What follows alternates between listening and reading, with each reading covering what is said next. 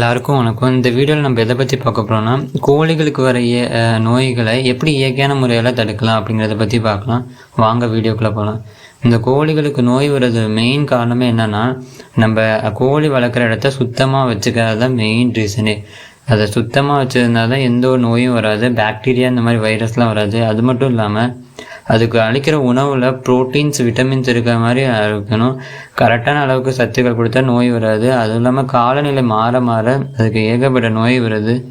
அதுவும் இல்லாமல் குடலில் இருக்க பூச்சிகளையும் ரிமூவ் பண்ணலன்னா நோய் வரும்.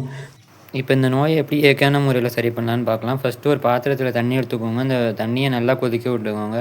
நல்லா கொதிச்சா தான் நல்லா இதாகும். நல்லா கொதித்ததுக்கப்புறம் அதில் துளசியை ஆட் பண்ணிக்கோங்க. துளசியை ஆட் பண்ணி அதையும் நல்லா கொதிக்க விட்டு, அதுக்கப்புறம் கொஞ்சோண்டு தேனை ஆட் பண்ணிக்கோங்க. தேனை ஆட் பண்ணிவிட்டு அப்புறம் இஞ்சி கொஞ்சமாக ஆட் பண்ணணும். இஞ்சியும் ஆட் பண்ணிடுங்க. நல்லா கொதிக்கணும். எவ்வளோக்கு எவ்வளோ கொதிக்கோ அந்த அளவுக்கு நல்லா உறிஞ்சு இது பண்ணும், அது கொடுக்கும், நோய் எதிர்க்கும். அது மட்டும் இல்லாமல் மஞ்சத்தூள் ஆட் பண்ணிக்கோங்க. மஞ்சத்தூள் ஆட் பண்ணி நல்லா கொதிக்க விடுங்க. ஒரு 1/4 மணி நேரம், அரை மணி நேரம் நல்லா கொதிக்கட்டும். இது நல்லா கொதித்து இது எதுக்கு யூஸ் பண்ணுறாங்கன்னா, இந்த துளசி இருமல், சளி, நோயை எதிர்க்கக்கூடியதுக்கு ரொம்பவே யூஸ்ஃபுல்லாக இருக்கும். அது மட்டும் இல்லாமல் இந்த இஞ்சி எதுக்குன்னா ஜீரணத்துக்காண்டி யூஸ் பண்ணுறோம். குளிர் இருந்தால், இருமல், மூச்சு திணறல், அந்த மாதிரி சுவாச பிரச்சனைக்கெலாம் ரொம்பவே யூஸ்ஃபுல்லாக இருக்கும் இந்த இஞ்சி. மஞ்சள் எதுக்கு போட்டோன்னா, பாக்டீரியா, வைரஸ் அதெல்லாம் இருக்கக்கூடியது. இயற்கையாகவே அது ஆன்டி பாக்டீரியல்னு சொல்லுவாங்க. சுவாச கோளாறுகளை சரி செய்யக்கூடியது இந்த மஞ்சள். இந்த தேன் எதுக்கு ஆட் பண்ணோன்னா, இந்த தேனில் இயற்கையாகவே ஆன்டி பாக்டீரியா, காய்ச்சல் போன்ற இருமல், மூச்சு திணறு இந்த மாதிரி நோயெல்லாம் இருக்கக்கூடிய இந்த இதெல்லாமே இயற்கையாகவே நமக்கு ரொம்பவே நல்லது. நோய் எதிர்ப்பு சக்தி உடையது இது எல்லாமே. இப்போ பார்த்திங்கன்னா நல்லாவே கலர் சேஞ்ச் ஆகிடுச்சு. இந்த மஞ்சள், துளசி, இஞ்சி, தேன் எல்லாமே ஒன்றோட ஒன்று மிக்ஸ் ஆகி கலர் பாருங்கள், நல்லாவே பார்த்தாவே தெளிவாகவே தெரியுது.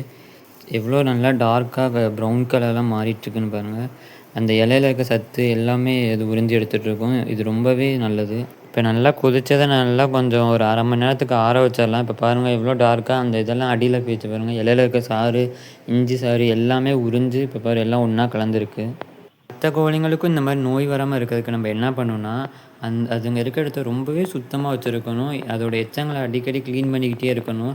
அது மட்டும் இல்லாமல் அதுக்கு கொடுக்குற உணவில் ப்ரோட்டீன்ஸ், விட்டமின்ஸ், மினரல்ஸ் எல்லாமே இருக்க மாதிரி கொடுக்கணும். ரொம்பவே சத்தானதாக கொடுக்கணும். அடிக்கடி நம்மளோட கோழிங்களை கவனிச்சுட்டே இருக்கணும். ஏதாச்சும் நோய் வந்திருக்கா அப்படிங்கிறத டெஸ்ட் பண்ணிக்கிட்டே இருக்கணும். ரொம்ப நேச்சுரலான வேலையை ஈஸியாக கோழிகளை வளர்க்கலாம். இந்த மாதிரி ஒவ்வொரு சின்ன சின்ன டிப்ஸாக ஃபாலோ பண்ணால் ஈஸியாக ரொம்ப நல்லா வளர்க்கலாம். இப்போ பாருங்கள், அந்த சத்தான தண்ணியை இந்த கோழிக்கு கொடுக்கலாம். இது ரொம்பவே ஒரு மூலிகை, இயற்கையான ரொம்ப ஒரு பவர்ஃபுல்லான மூலிகை. இது ரொம்ப மனுஷங்களுக்கு இருந்தாலும் சரி, எந்த ஒரு விலங்காக இருந்தாலும் சரி, எல்லா நோய்களுக்கும் இது ரொம்ப ஒரு பேசிக்கான இயற்கையான ஒரு மெத்தடு. இதே ஒரு வாரத்துக்கு ஒரு நாளைக்கு 2 தாட்டி வாரம் கொடுத்து வந்தீங்கன்னா நோய் எல்லாமே சீக்கிரம் குணமாயிடும். நோயே இல்லாமல் காணாமல் போயிடும். இது உணவுலேயும் கலந்து கொடுக்கலாம். இது மாதிரி அடிக்கடி கொடுத்துட்டு வாங்க, நோய் இல்லாமல் இருக்கும். நன்றி, வணக்கம்.